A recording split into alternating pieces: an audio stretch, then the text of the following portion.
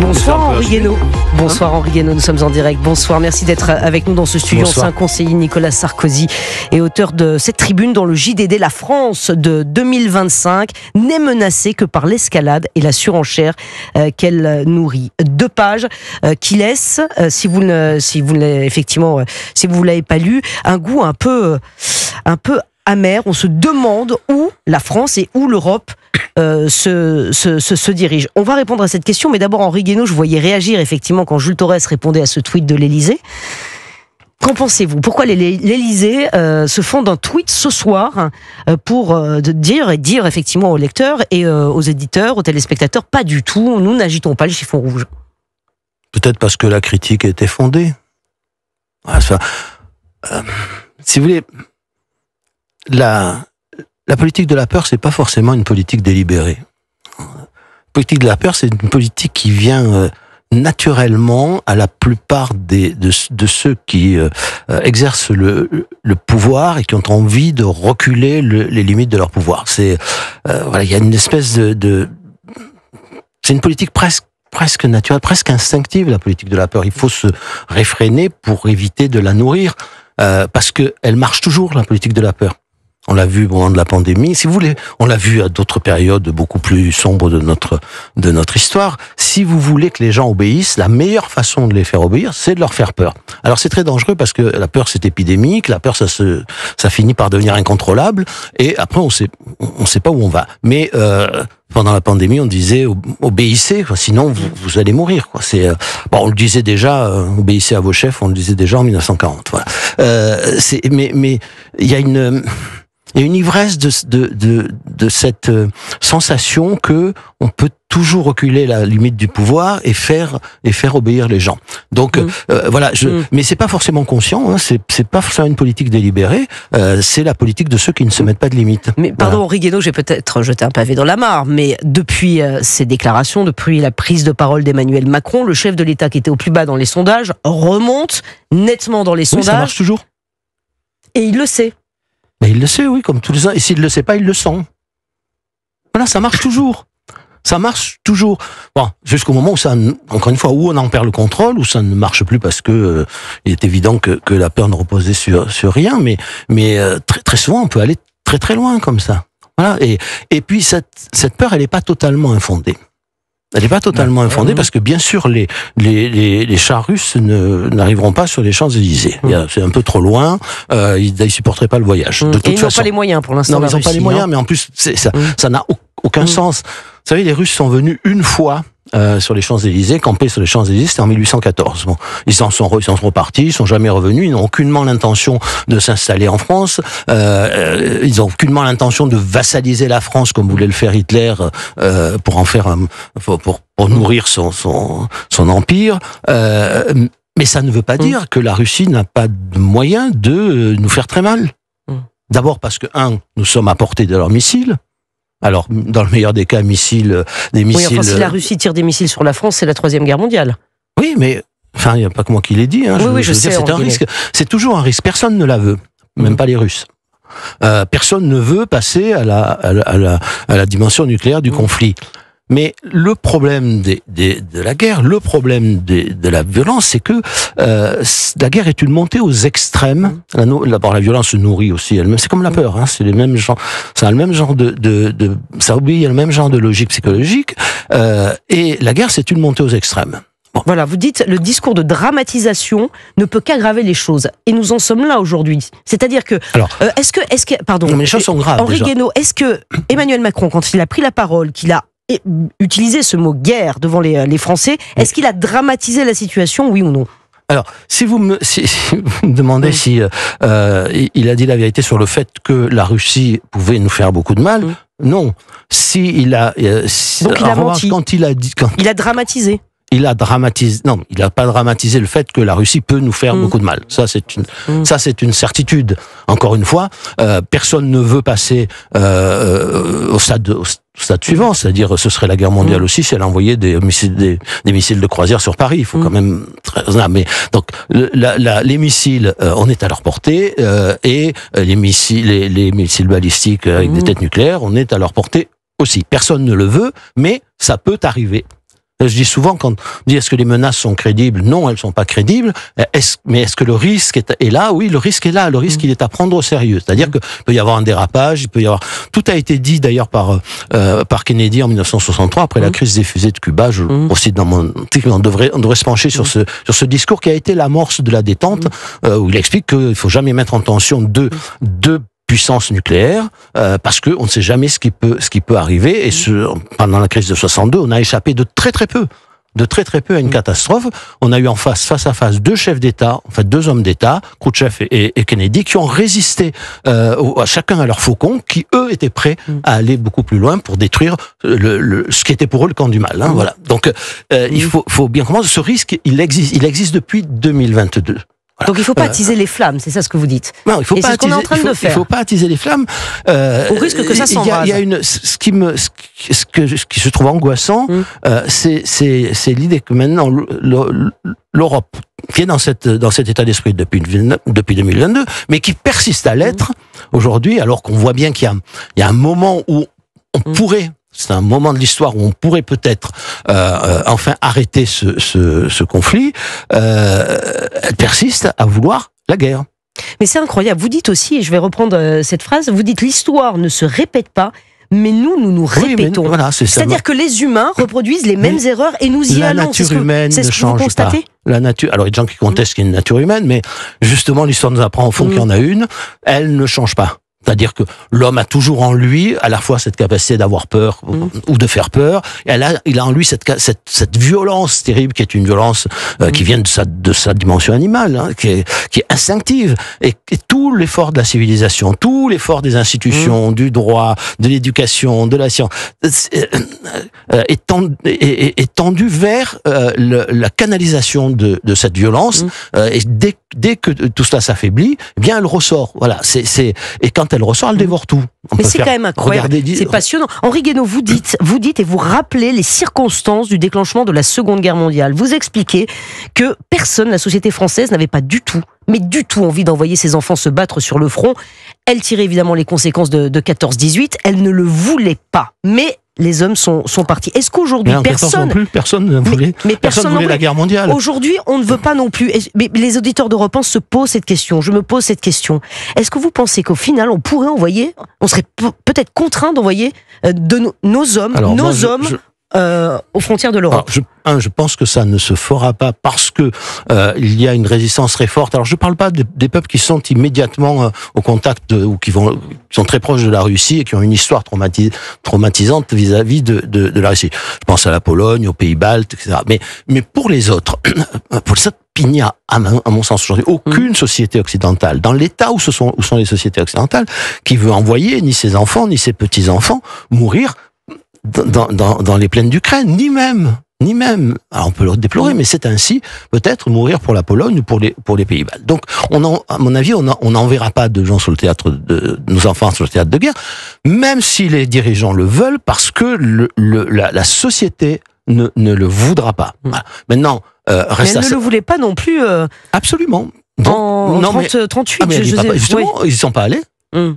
Mais ils n'y sont pas allés. Ils sont pas allés en Tchécoslovaquie. Alors, on dispose aussi de toutes les notes que faisaient les chefs d'état-major pour dire qu'on ne pouvait pas aller en Tchécoslovaquie. Mais pendant que Hitler attaquait la Tchécoslovaquie, et même personne n'a songé à attaquer l'Allemagne. Bon, ensuite il y a eu la Pologne.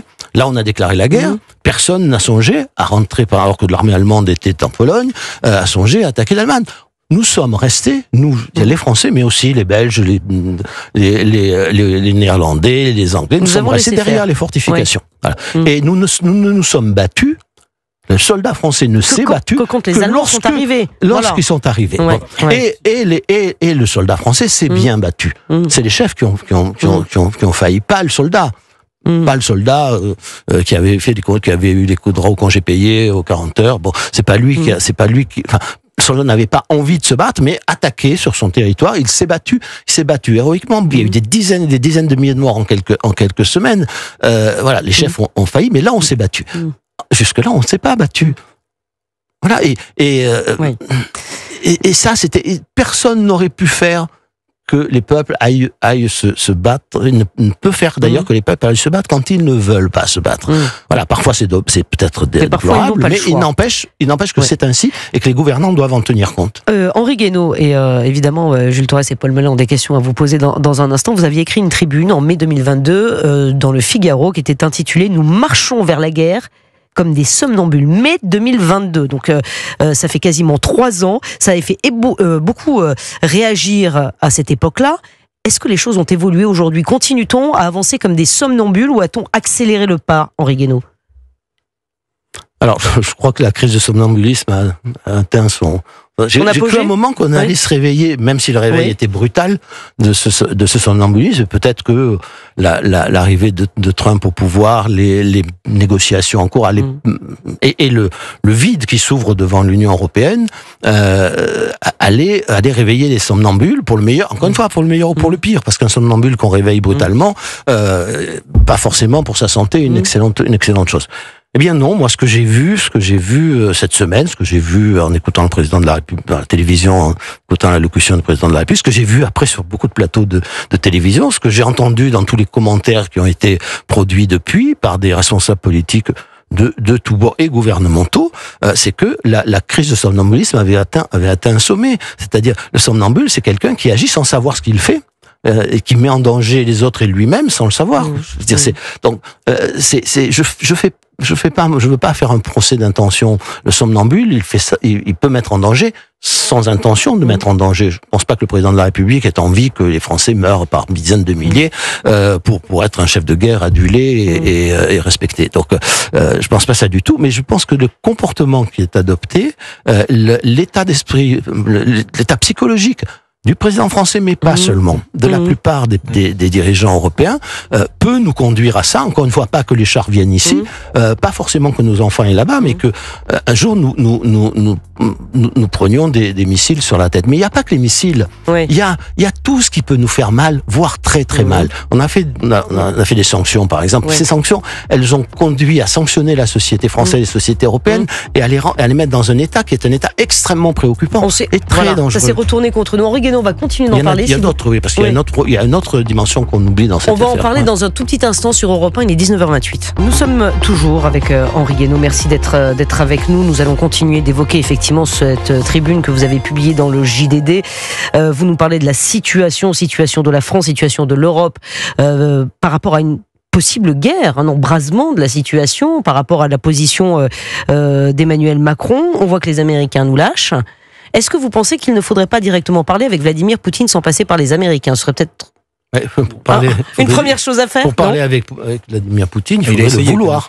Il faudrait le vouloir. Or, l'Europe ne le veut pas. Ce qu'elle ne supporte pas dans l'attitude de Donald Trump, c'est que il a fini par dire. Alors, je rappelle quand même que ses prédécesseurs ont été très prudents sur cette affaire.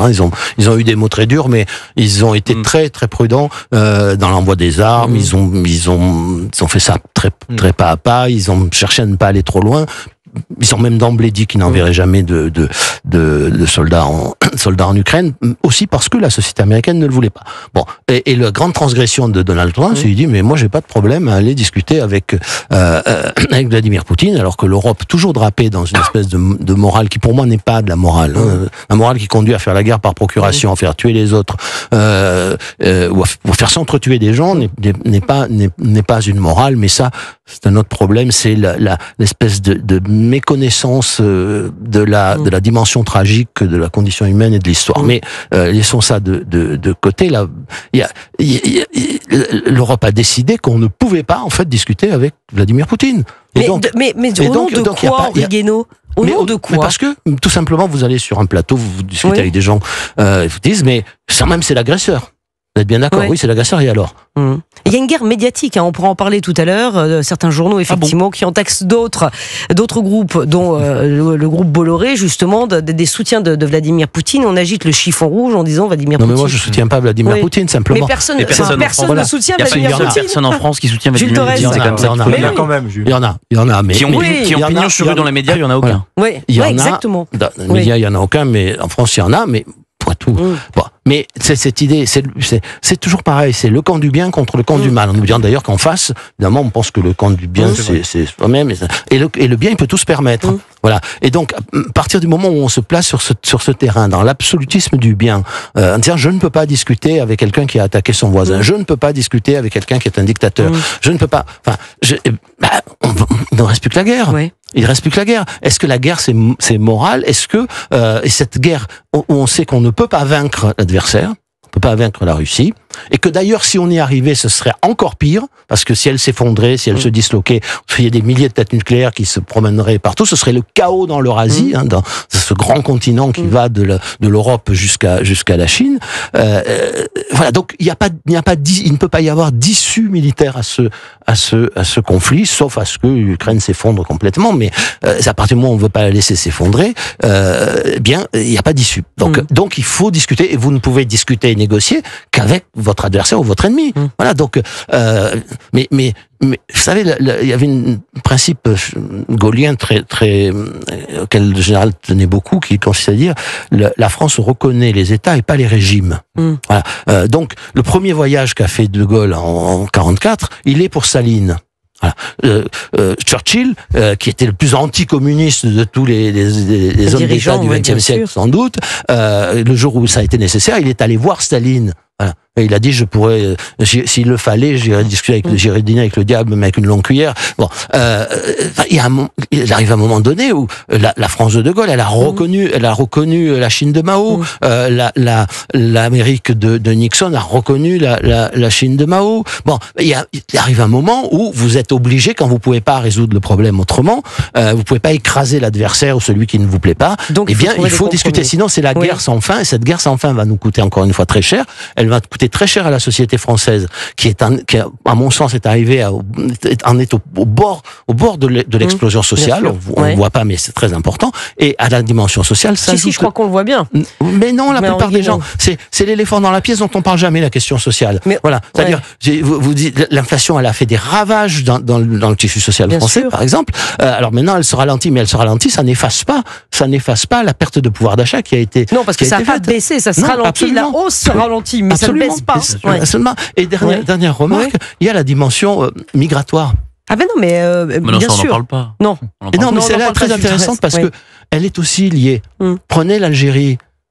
L'Algérie, son premier allié, c'est la Russie. C'est la Russie. C'est peut-être pour ça qu'on a quelques difficultés avec l'Algérie en ce moment. Enfin, c'est même pas des difficultés, c'est un mur qu'on a en face de nous. C'est à la fois peut-être pour ça qu'on a des difficultés, pour ça aussi que on s'est privé peut-être du seul moyen de faire un peu pression sur l'Algérie, qui est de se réconcilier avec la Russie. Voilà, je dis pas qu'il faut le faire à n'importe quel prix, mais si vous ne rentrez pas dans cette logique, si vous restez dans la logique, le méchant c'est le méchant, je ne discuterai pas avec lui, et c'est le problème de la Cour pénale internationale, alors c'est sans issue. Mais justement, pardon, mais l'Élysée, qui demande à avoir dit faire peur, dit, ça par contre il le démente pas, que Vladimir Poutine ne fonctionne qu'au rapport de force, qu'au bras de fer. Eh bien finalement, Emmanuel Macron, il a décidé de faire le bras de fer avec Vladimir Poutine, et il dit de l'autre côté, bien non, Abdelmadjid Tebboune, il faut pas le traiter comme ça. Est-ce qu'il n'y a pas une contradiction flagrante?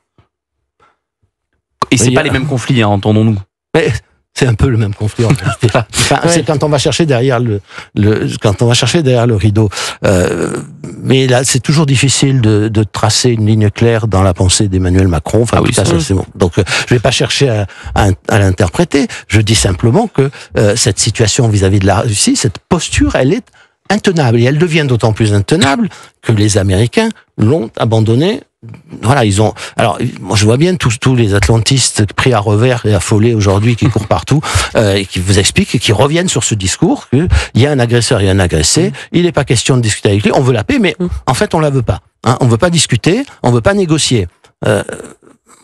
Ils en sont réduits donc à discuter avec Vladimir Poutine à travers Donald Trump, qu'il considère maintenant comme un traître. Alors ça, on peut pas s'en sortir. Il y a un élément qu'on n'a pas encore évoqué et qui pour moi était quand même au cœur de l'allocution d'Emmanuel Macron mercredi, c'était l'idée de réarmement. Et moi je me suis tout de suite, je me rappelle, j'étais chez Pascal Praud ce soir-là après quand on en a reparlé, et j'ai fait partie de ceux qui ont plutôt soutenu l'allocution du président de la République, disant ça fait des années qu'on réclame les souverainistes, les conservateurs, qu'on réclame le réarmement de la France en disant on a un formidable outil, on a nos industries, on a Safran, on a Dassault, on a Thales, on a besoin d'eux et il faut une préférence européenne européenne d'achat d'armes, etc. Là, enfin, Emmanuel Macron en parle, avec derrière la vieille locution latine, si vis pacem parabellum, et voilà qu'on devrait... Je dis pas pour vous, mais certains, j'ai entendu un peu aussi par anti-macronisme classique, tout de suite critiquer, disant ça fait de lui un va-t-en-guerre. Moi, je pense que précisément, plus l'Europe sera forte, plus après elle pourra, et là je vous rejoignais, aller discuter et faire la paix avec Poutine. Mais je pense que si Poutine respecte, en tout cas, je sais pas le rapport de force, je pense que Poutine respecte les États forts et les ensembles forts, et que si l'Europe se montre faible avec Poutine, Poutine continuera, et c'est Monsieur Tusk en Pologne qui verra arriver les soldats russes, voire les Estoniens, voire les Lituaniens, etc. Donc, moi, je pense qu'il y a aussi cette idée de rapport de force qui est quand même importante. Alors, d'abord, tout le monde respecte l'effort. Voilà. On est en train de découvrir que les relations entre les peuples sont d'abord dictées par les rapports de force. Dire mais oui, il y avait le droit jusque-là. Enfin, c'est une blague. Il faut regarder ce qu'est la scène du monde depuis 1945. Bon, ce sont les rapports de force qui d'abord déterminent les relations la nature des relations entre les peuples. Et simplement, alors Monsieur Trump l'a fait avec peut-être une indécence terrible dans le bureau de la Maison Blanche, dans le bureau ovale, avec Monsieur Zelensky, mais ça n'est pas très différent de ce que le président Roosevelt avait fait subir au général de Gaulle à Casablanca. Voilà, il le traitait pas publiquement, mais tout le monde le savait, de dictateur. Il n'en voulait pas. Il a tout fait jusqu'au dernier instant pour l'empêcher d'être chef du gouvernement provisoire et de devenir le chef de la France libérée, quoi. Je veux dire, mais tout. Simplement, il le faisait à sa façon anglo-saxon, protestant, blanc, rigide, glacial, et De Gaulle a reçu cet affront de façon impavide, voilà. Mais il a tout fait. Il a essayé de le remplacer par le général Giraud. Il a tout fait, voilà. Donc ça n'a rien de nouveau. Le style change, mais ça n'a rien de nouveau. Là, le rideau simplement s'est déchiré parce que Trump n'ayant aucun surmoi, voilà, on voit très bien que la force prime tout. Mais la force prime tout. De Gaulle l'avait déjà dit, d'ailleurs, dans Le fil de l'épée. Il avait dit... Il faut qu'on retrouve de la force. Il faut qu'on retrouve, effectivement. Donc, on ne fait plus peur. Moi, je suis d'accord. Moi, je milite depuis des décennies, sans être entendu jusqu'à présent, même par mes meilleurs amis, pour que la France se réarme, pour qu'on arrête avec l'absurdité des dividendes de la paix. Bon. Mais, si vous voulez, ça se heurte à un mur. Et ce que je reproche au président de la République, c'est de nous avoir pas dit comment il allait sauter ce mur. Le mur, c'est celui des finances publiques. Alors on vous dit, mais on n'a pas les moyens. On est allé très loin. M. Macron avait même, semble-t-il, proposé dans la commission Attali de supprimer l'arme nucléaire parce que ça servait à rien, que c'était une économie de plusieurs milliards. Donc, si on ne rajoute pas comment on veut valoriser les dépenses de défense au profit de l'économie, alors la seule solution, c'est de prendre sur tout le reste. Et si vous prenez sur tout le reste, moi je vous le dis, vous faites sauter la société française. Voilà, c'est pour ça que j'ai fini par Bernanos et les retraités dire c'est pas grave, tous ces retraités là qui sont en vacances, on va leur prendre de quoi financer notre armement. Enfin quand même, l'esprit patriotique, ça devrait vous inciter à accepter ce sacrifice. La société française ne peut plus supporter de sacrifices importants. Elle ne veut plus et elle ne peut plus. Et elle n'est pas la seule en Europe. Voilà. Et si si on lui impose, vous n'aurez pas le réarmement, parce que le réarmement suppose aussi le réarmement moral.